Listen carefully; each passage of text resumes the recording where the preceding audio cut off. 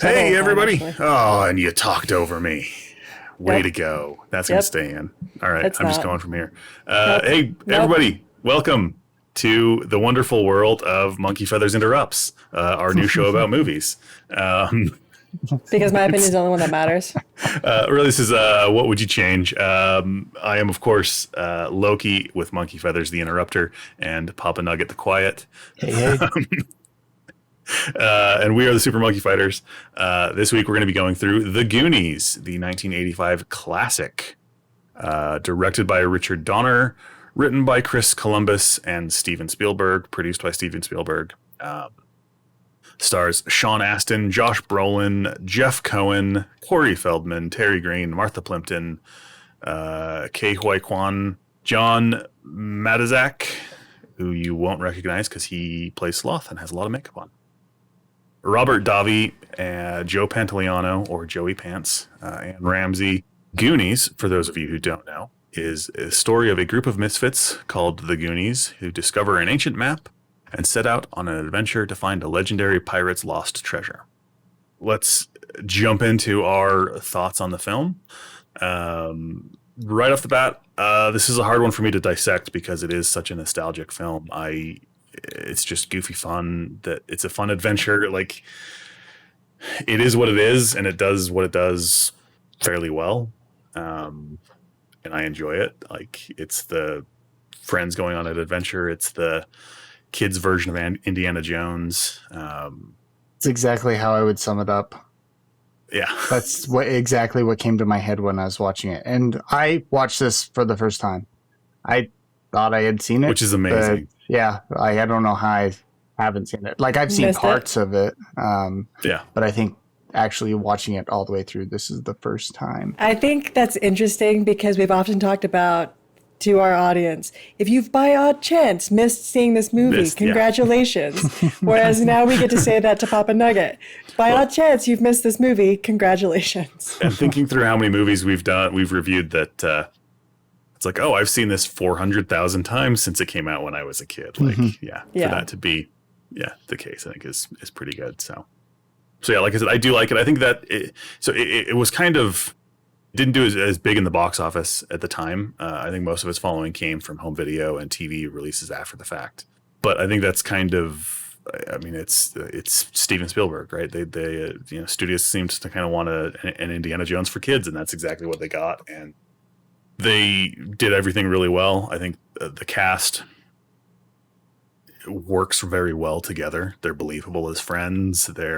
Yeah, that's something that I did like, was the friendship, and you have Brand and you have Mikey, Josh Brolin and Sean Astin, where it's a brotherly relationship that they give each other crap, and at the end of the day, they're there to protect each other, and it's a brotherly love, and it's very believable. It's something that I did enjoy about it, that you believe their friendship between these kids, between the two brothers, even the two girls who show up later. It's very much like it's a friendship.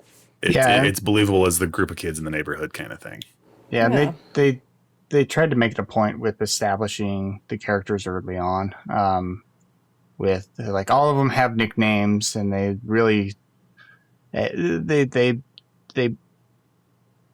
try and point out kind of what makes them as their character early on. And I think they do a good job at playing into that, maybe a little too much at some points. But as a kid's show, it works, right? Yeah. And I think watching it as an adult, it's easy to see that, it is a little over the top, but not in like they're going up to the line, I think, without going over it. Yeah, I think that's the thing that's lost a lot these days, where everything's kind of made for everyone, sort of a thing. So it needs to appeal to everyone. And there's a lot of adults who kind of want the nostalgia thing, or they want the things that were traditionally for kids but they want it to be believable and realistic and fit them. And it's really nice to see that, no, this is a kids movie, and it's aimed at kids. And so the over the top, unbelievable things work because it's for kids. Like, you know, the characters all fit their roles. Like, oh, this is the nerdy kid who's got all the gadgets. This is the, you know, the fat kid who kind of nobody likes, but is part of the group just as much as anybody else. Like he's kind of the whipping boy a little bit. Like, you know, they all fit their roles. And so when the springs shoot out with the chompy teeth and grab onto the wall, like, you know, if that happened in a Marvel movie, that's one thing I re-listen. I don't understand what he called them. I don't know. We'll have to look it up. Yeah. That's ridiculous and over the top, but it fits this movie very well because it's a mystical adventure of kids going to find a pirate ship, but it actually happens. Like, it's the story you hear growing up that's not real because it's not real, but this actually is. And so it works. I really like it. I like, that's one of my favorite scenes too, is when they, you know, the pirate ship sitting there. I always remember that in this cave, that it's a real pirate ship sitting there that, you know, it's a big set piece that works really well. You know, it came from a time frame when practical effects were still the norm, and there were very few digital or compositing effects, and the compositing ones look terrible. Well, and that's something like at the end with the pirate ship sailing away, and it's like, that's something that is great about this movie, the practical effects. And I think for movies nowadays should keep in mind, use practical effects, but enhance them by special effects. Because it'll make a movie better. Yeah, the movie Zathura, which is Jumanji in space, that's, I think, was kind of forgotten a lot, but it's Jon Favreau directed it, who went on to do all the Marvel movies, and that's exactly what it is. I mean, they have monsters in there that are people in suits, but they're shorter, so half of the actors sticking out of the suits, but they just put them into a blue suit or a green suit so they can composite them out. And so it's this perfect blend of practical and digital, and works really well. Where this, you know, 85 digital effects certainly weren't really a thing, but practical effects were. And so they did really good with choosing exterior locations that fit and were believable for where it was set. I mean, they shot all of it in Oregon and Washington on the coast where it's all set. And then the things that needed to be on a soundstage were in a soundstage and were still believable, as much as they were kind of styrofoam painted rocks and things like that. It's fun. Stands out. Yeah.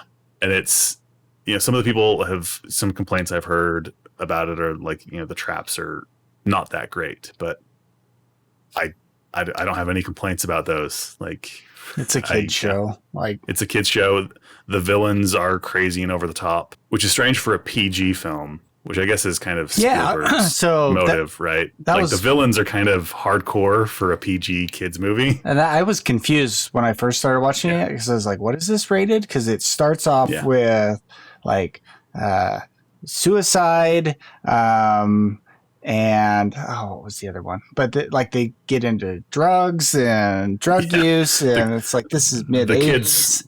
The kids swear a lot, and so it's funny Pepsi to hear placements. Yes, the famous E.T. the E.T. re-edits where they took the guns out and gave the FBI walkie-talkies and things like that because it was a kids movie, and they're like, it wouldn't make sense, and you're like, well, I mean, it would, because that's you know, nobody complained about that. But the Goonies, they're like, these kids are fine.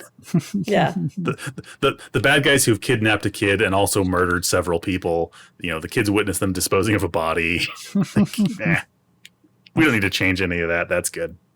But that also, to me, lends to that believability. Even as a kid, you're like, I mean, no, that's how you talked as kids. Like, that's, you know, you said the words you weren't supposed to say.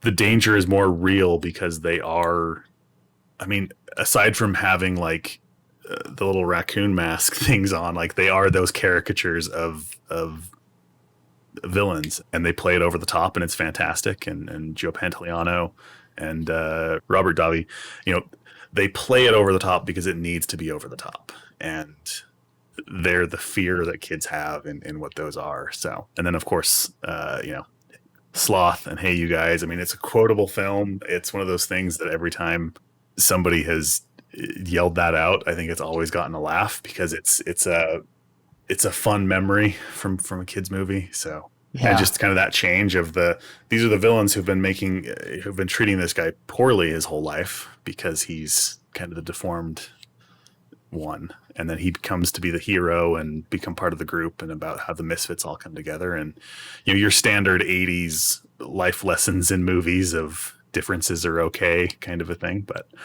I don't have much bad to say. I love most everything about it. Like, there are some things I would probably maybe adjust or change, or some things that kind of stood out a little bit differently to me that I remember back.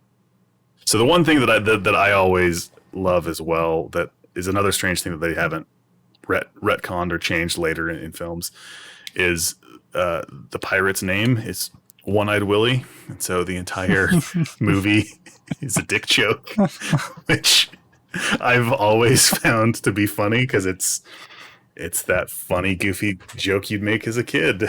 The entire film, trying to find One-Eyed Willy's treasure. It's the joke that adults throw into a kid's movie, and it usually skates by like all the kids, but the adults find it funny. Yeah. And then as you become an adult, you realize, oh yeah, no, I get this now. I get this joke.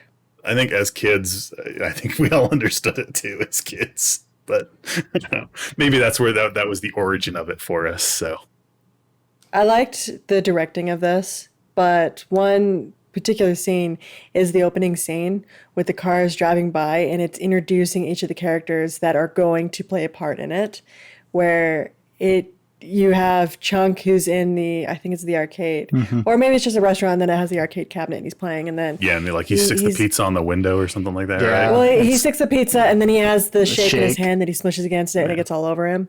Yeah. But it's just really interesting to have this car chase of these three villains who are going to be chasing all these kids, and the way that it was incorporated as it's driving by, and it then is introducing all these other characters and what they're doing in their lives with the villain. And that was something that I actually found was a fascinating way to essentially incorporate these different personalities and what they're doing in with the villains and what they're trying to get away from. Well, and establishing characters, establishing setting, establishing motive, establishing all of those kinds of things.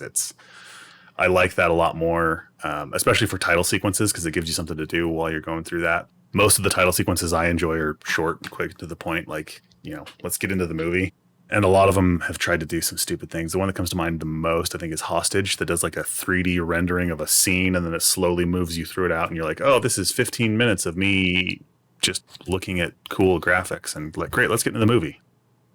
Well, we have 50 minutes to go through. Come on. The movie's going, we're establishing characters, we're doing all of these things, we're building story as we go, and I would agree, that's a very good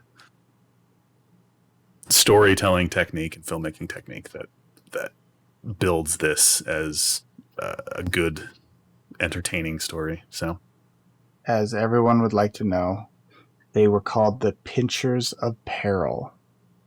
The Pinchers of Peril, yes. Invoked by Data Wang. Data Wang, which is another good nickname. Yes. Which is another strange, like, why would you make those as a kid? Like, literally so you could flick those out, pinch somebody, and then they'd come flying back, I guess. Incognito. The thing that I always wondered is, like, he'd been running around the entire time with that punching glove, like, under his jacket. Uh-huh. Yeah. That had to be so uncomfortable. Yeah, probably. I'm sure most of his life was that way, so...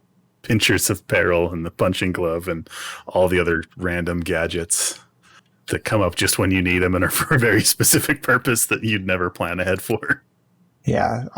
So I've got a list of his inventions, and there are the buckle gripper, bully blinders, Pinchers of Peril, punch out, slick shoes, and octoblaster.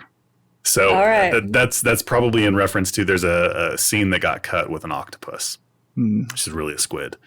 He references it at the end. That did stay in when he's telling him about the adventures. He talks about the octopus, and everybody always wondered what that was. And then the World of DVD came around, and they had that in there, which That's how he defeats them, as he sticks a Walkman into the squid's beak, and then that's it. Like, that's how they defeat it. So, but yeah, that's to go into the things that I think would change. Knowing that scene exists where they built a practical octopus to attack them.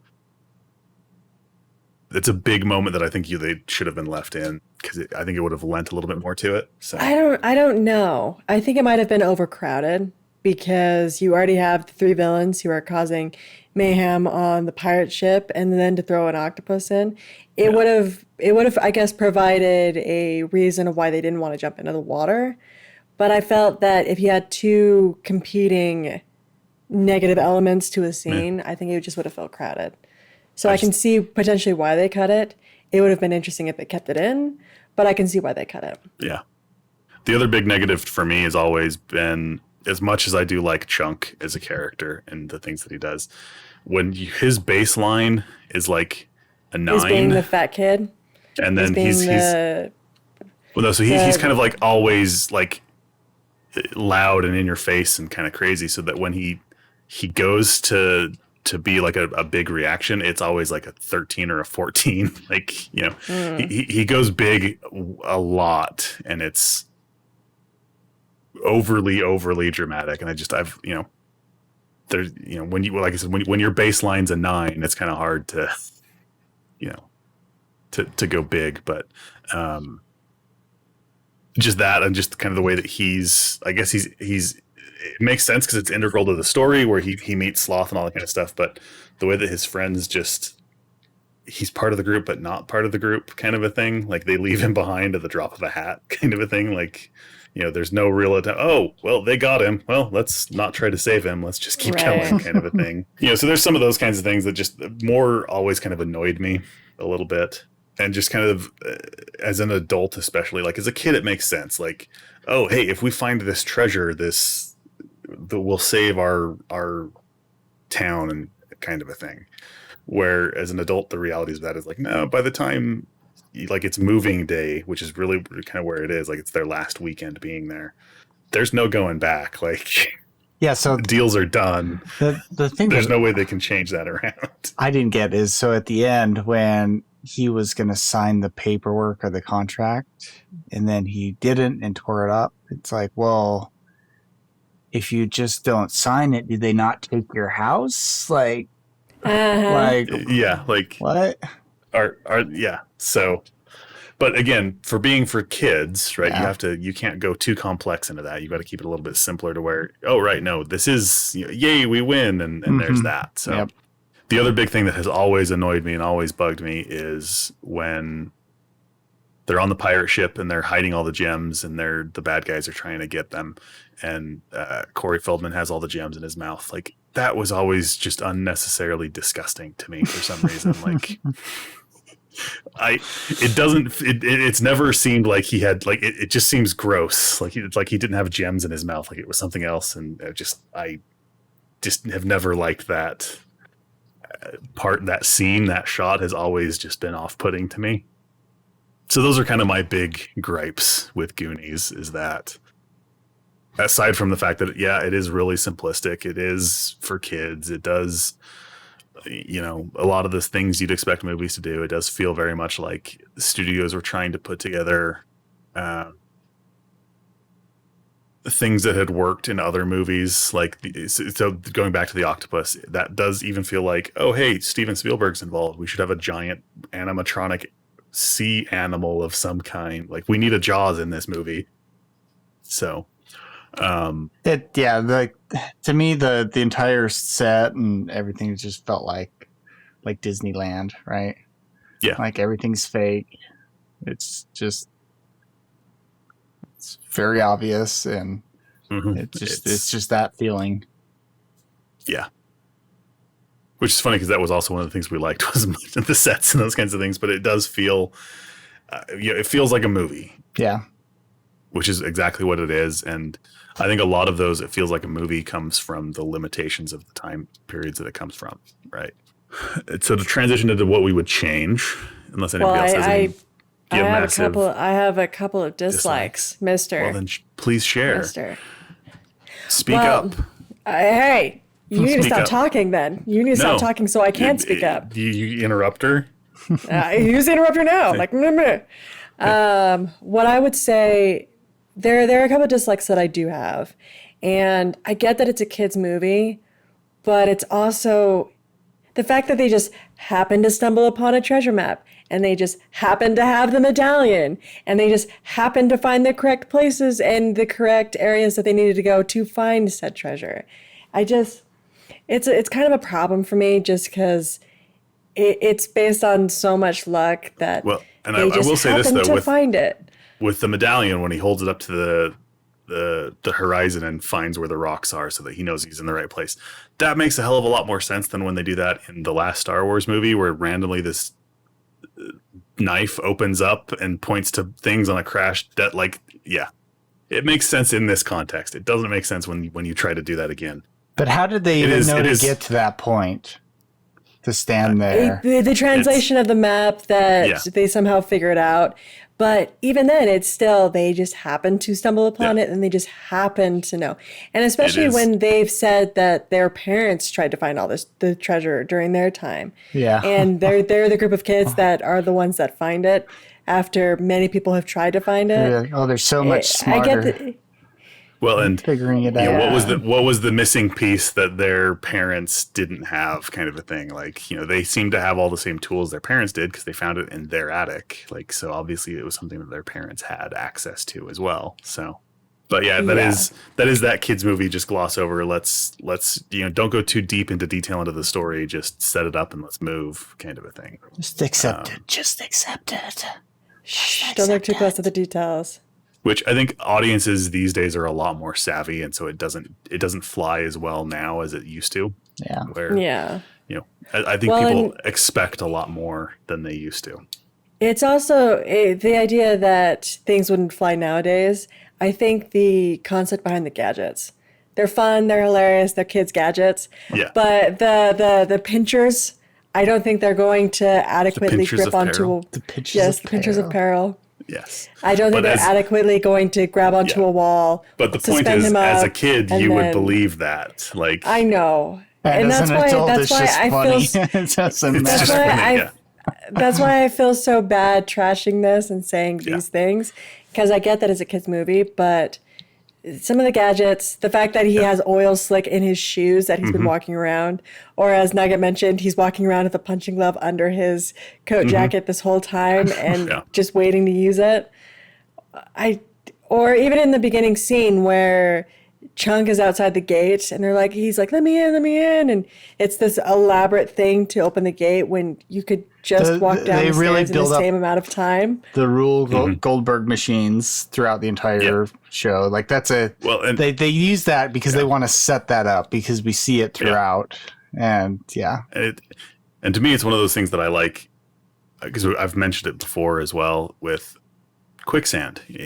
Growing up as a kid, Quicksand was always a bigger problem than it really is. Like, you watch cartoons or TV shows as a kid and you're like, oh, everybody's getting stuck in quicksand. I got to watch out for it. And I got to know how to get out of it. And that's to me those levels of danger. I absolutely love them, but I do see that, yes, it doesn't fit to try and break this down as a film. Yeah. That would be a massive negative that none of these things are like realistic and make sense. And that's why they're not supposed to is the point. So. And I get that. And I think that the way that this movie is told, it would almost be like a parent telling the story to their children of saying, well, when I was a kid, I went on this treasure hunt with my other friends and we went through these elaborate dangers and we had all these gadgets. So like I said, I feel kind of bad for putting up all these negatives because it is a nostalgic film. It is a kid's movie and it's supposed to be in a realm of magic and things like that. But it's still a movie and there are still some problems that potentially should be fixed. And this is a side note, but I think, and in my opinion, I think Mikey and Andy have better chemistry than Brand and Annie, because Mikey's always like, hey, this part's going to be really scary. We should hold hands. And she's like, yeah, we should hold hands. Or just a lot of situations and how they interacted. I felt that Brand and Annie were just kind of thrown together because they're the same age and they kind of maybe have an attraction together. as opposed to the way that Mikey and Andy interacted. I felt it was more natural and more genuine. But as a side note, I'm just throwing that out there. But I just felt that, Brand and Annie were just like, oh, well, these two people, we'll just throw them together.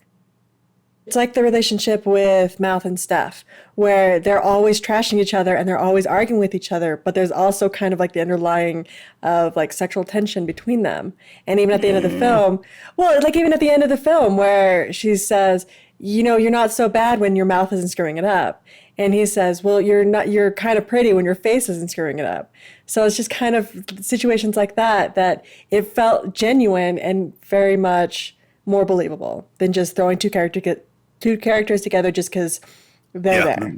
And that's where I said the chemistry between the cast is perfect. Like, they did a really good job of building a group that is believable. We'll transition into the things we would adjust to make it a better film, because I don't know what I would change with this. It's kind of one I don't necessarily want to think about too much in that regard. Yeah. Maybe just because even the things I don't like where it's like, oh, hey, just at the end, by the way, we've got the money to fix this. The ex machina. Where it just, I don't know if I'd necessarily change that, but I take it all back. I know exactly what I'd change. That scene with Corey Feldman and the gems falling out of his mouth. I would not have that in there at all, because it's just gross.